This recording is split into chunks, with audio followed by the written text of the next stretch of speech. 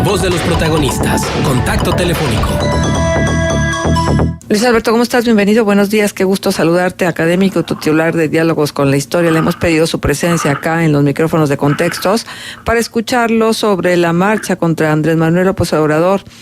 Unos dicen que para pedir su renuncia, otros para protestar contra las decisiones que ha venido tomando y que pudieran estar afectando en el presente y el futuro al país, y lo que han significado sus primeros 7 meses de gobierno, además de pues este recuento de actos que pueden considerarse ilegales o de dudosa legalidad que realizó el organismo de causa en común. Bueno, pues le agradecemos muchísimo a Luis Alberto su presencia. Luis Alberto, ¿cómo estás? Bienvenido, buenos días, gracias por empezar semana con nosotros y por ofrecernos tus puntos de vista en relación a estos temas. Hola, muy buenos días, Marcela. Excelente. Muy buen inicio de semana para toda la comunidad. Bueno, voy a empezar con la idea de analizar el tema de la marcha, esta tercera marcha que se realizó ayer en 43 ciudades. Voy no a analizar la marcha, sino las condiciones laterales, muy propio de lo que yo me gusta analizar. Sí, yo veo esta marcha, como veo la mayor parte del país, como una serie de paradojas en que intervienen el gobierno y diversos sectores de la población, donde cada parte cree poseer su verdad y se niegan a dialogar sincera y honestamente, agravando con ello la crisis de credibilidad e identidad, siendo absolutamente en todos los sentidos, casi todos, que polarizamos al país, pero quienes acusan a los otros de polarizar son los más destructivos. Ahora bien, una paradoja es la unión de dos ideas opuestas que resultan contradictorias, pero que sin embargo pueden estar encerrando una verdad oculta. Debe invitar a la reflexión sobre una realidad mucho más compleja de lo que pudiera parecer en primer momento. Esa proposición aparentemente contradictoria o que no podría encerrar verdad alguna, de acuerdo a la opinión general e incluso al sentido común, en realidad contiene una cruda verdad. Bien, respecto a las marchas de ayer, el derecho a manifestarse y expresar sus ideas es sagrado. Todo mundo tiene esa capacidad jurídica. Se puede pedir lo que sea. Lo que sí, nadie está obligado a conceder lo imposible, ya sea que esto sea física o jurídicamente. Además, en situaciones como la de actual, que un presidente mantiene un 70% de aceptación popular, significa esto que no existe una oposición real a su poder. Entonces, es indispensable activar acciones cívicas como la de ayer, pero con honestidad e inteligencia, no con paradojas que ahora veremos. La primera paradoja que yo veo es la marcha con pancartas contra la dictadura ilegítima del actual Ejecutivo. Una manifestación o una serie de manifestaciones protegidas por la policía y expresando libremente su pensamiento, siendo los organizadores mismos quienes establecen sus límites. Yo pregunto, ¿es esta una dictadura permisiva de manifestaciones populares? ¿Stalin hubiera permitido eso en la Plaza Roja de Moscú o Pinochet frente a la Moneda? Recomiendo leer la obra de Isabel Allende que se llama La Casa de los Espíritus, que también fue llevada al cine. Ahí podría abrir muchas mentes sobre el tema de la dictadura. Una segunda lectura, y lo mencionabas tú ahorita hace un momento, es exigir el cumplimiento de la ley, pero hay una ignorancia grave de la misma y desconocimiento de las consecuencias, que esto es lo más importante, y que consiste en pedir la renuncia de AMLO. En primer lugar, el artículo 86 constitucional determina que la renuncia del presidente solamente puede ser por causa grave calificada por el Congreso por simple mayoría. Yo dudo mucho que en el actual Congreso, así como se encuentra organizado, aceptara una renuncia en estas condiciones. Pero supongamos y conceder que así sucediese. Entonces el artículo 84 establece que la Secretaría de Gobernación sería la que inmediatamente asumiría el cargo para que el Congreso, por mayoría absoluta, nombrara un presidente interino que más adelante convocara elecciones. Dadas las actuales conformaciones, ¿qué les parece Gerardo Fernández Noroña como presidente interino del país? Morena tiene la capacidad de ponerlo a él, ¿sí? Eso es lo que estoy hablando de las posibles consecuencias. Entonces terminaríamos diciendo, como Sancho Panza al renunciar a gobernar a la ínsula Barataria, piense está San Pedro en Roma. Ok, tercera paradoja. Se exige respeto a las personas que se manifiestan. Esto es muy justo, esto es correcto y esto es muy merecido. Pero ahí mismo, varios de ellos expresan que quienes votaron por AMLO carecen de capacidad intelectual, que son ignorantes, descerebrados, que quienes no apoyan esa manifestación son apátridas. Eso se dijo aquí en Torreón, lo escuché yo, ahí estaba. No mexicanos, traidores a la patria. Y otras linduras. Eso es xenofobia. Con esas expresiones yo me sentí ofendido. Se me negó la calidad de persona y de mexicano, además de ser tachado como traidor a la patria. Entonces, para mí, todo respeto es absoluto a toda persona humana, no solamente a los que piensan como yo. Cuarta paradoja: superar los problemas y sacar adelante al país, encomiable labor. Vi algunas bandas, no aquí sino en otros lugares, que muchos apoyamos y secundamos y que se nos hace magnífico. Solo que tanto en las entrevistas a los líderes como lo contenido en la mayoría de las pancartas, no vi una sola propuesta para lograrlo. La idea es buena, pero ¿cómo? Había muchas peticiones de trabajo, de seguridad, de restauración de las obras suspendidas, todas ellas indispensables, y estoy de acuerdo con ellas. Pero solamente había una proposición que yo leí: salir del pacto migratorio, pero no cómo lograrlo. Además de confundir simples propuestas en el Congreso, algo que por ahí algún legislador dijo, con decisiones ejecutivas, lo cual demuestra ignorancia de la realidad jurídico-política nacional, y con ello se engaña a la comunidad. Para mí fue una fabulosa oportunidad perdida de manifestar ideas propositivas. Por ejemplo, cómo evitar la pérdida de ingresos por los malos sistemas recaudatorios, o ya que estábamos en Coahuila, exigir que se aclare la megadeuda o que se establezcan las políticas que tanto necesita el Estado.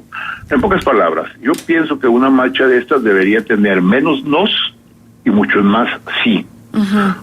Una quinta paradoja fueron las agresiones verbales y manoteos propios de estas manifestaciones, que podrían y deberían producirse entre grupos antagónicos, pero no fue así. Surgieron al interior de la organización. Una en la Ciudad de México, cuando varios organizadores prudentemente impidieron a fanáticos ablofóbicos actuar en forma exagerada.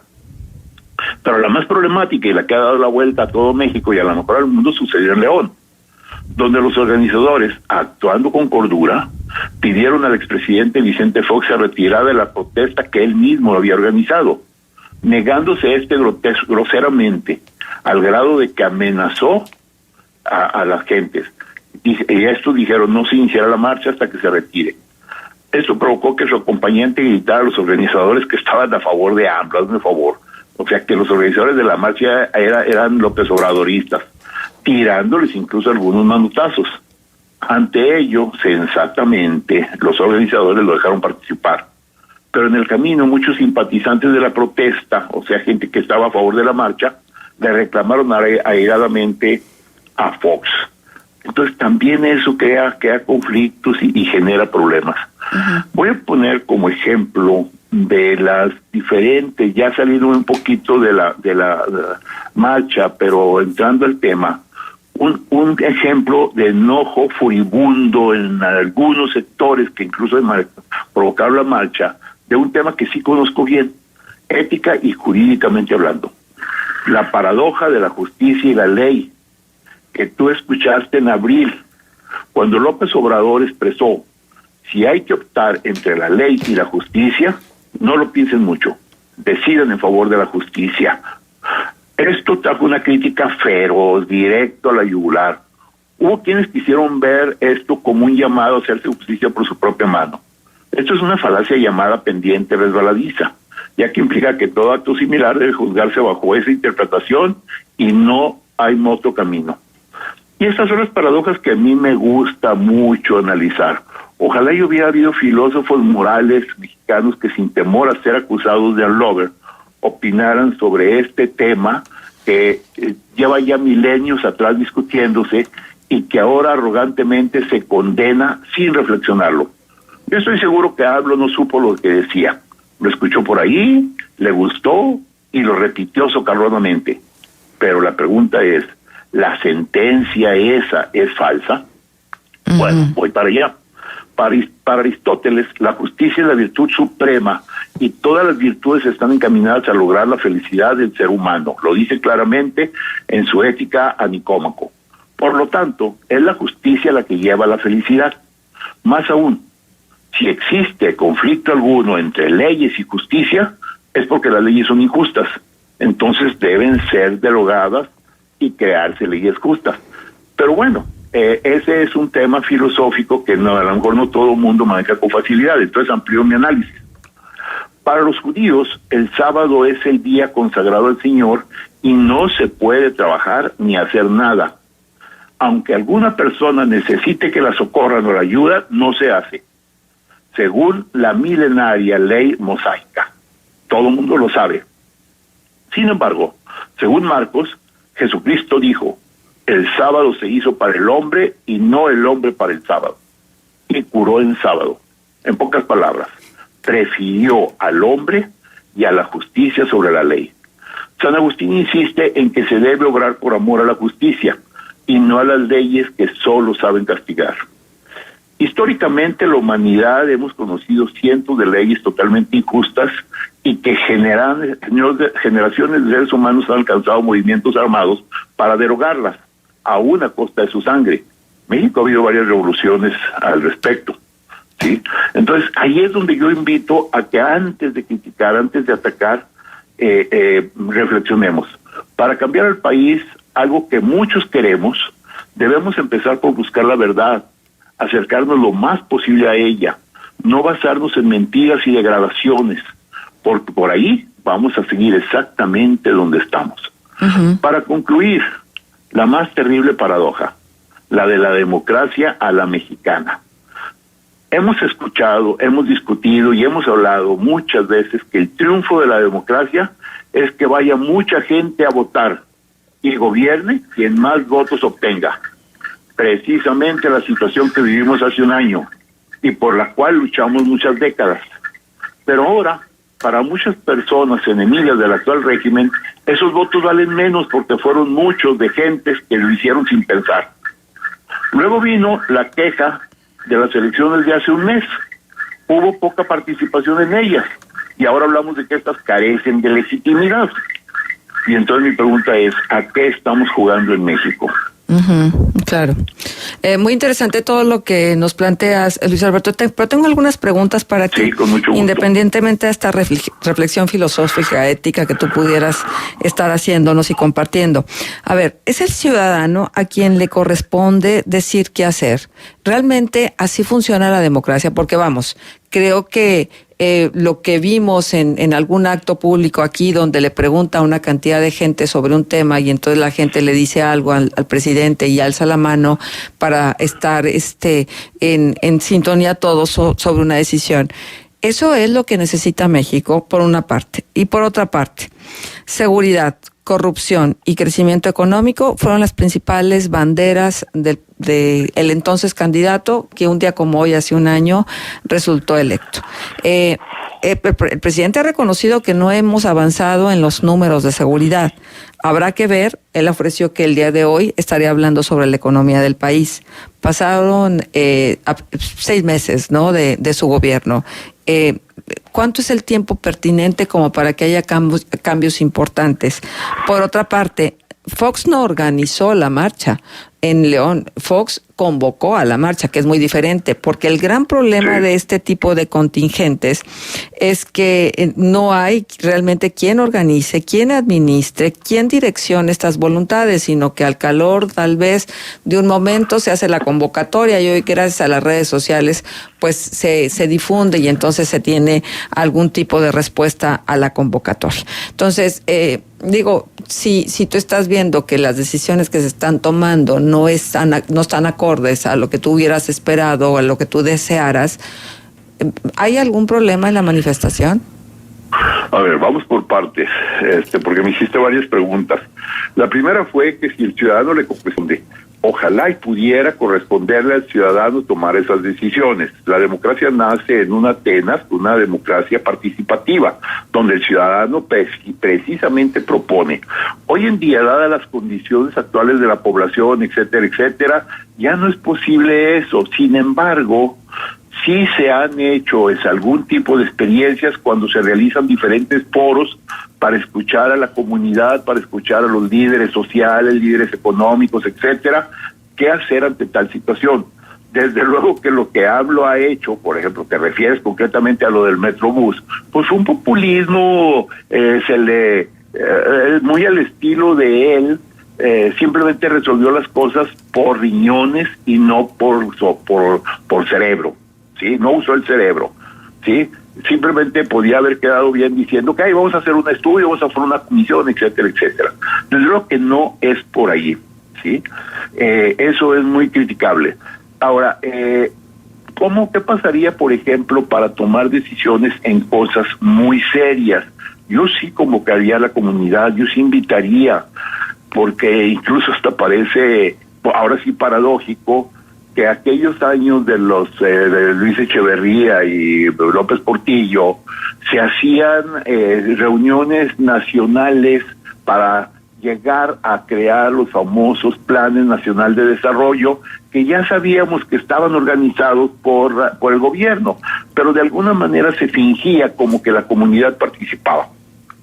Bien, sobre ese mismo aspecto, claro que el país tiene problemas gravísimos, sí. Yo no me voy a poner ahorita a analizar cada uno de ellos. Voy a decirte simplemente que el problema de seguridad es un problema serio, grave, y que la respuesta se dice que es la Guardia Nacional, pero una gran parte de la Guardia Nacional ha sido utilizada para el problema migratorio, cuando deberíamos tenerla aquí en las calles cuidando precisamente las ciudades.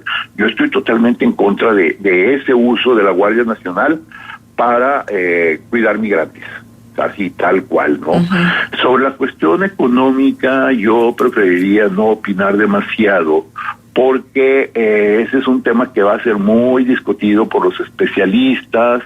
Ciertamente me llamó mucho la atención que el fin de semana el peso ganó frente al dólar postura, que las autoridades, no del gobierno, sino del Banco de México y demás, hablan de que no hay realmente una inflación fuerte, y sin embargo las señoras de la casa hablan de otra cosa.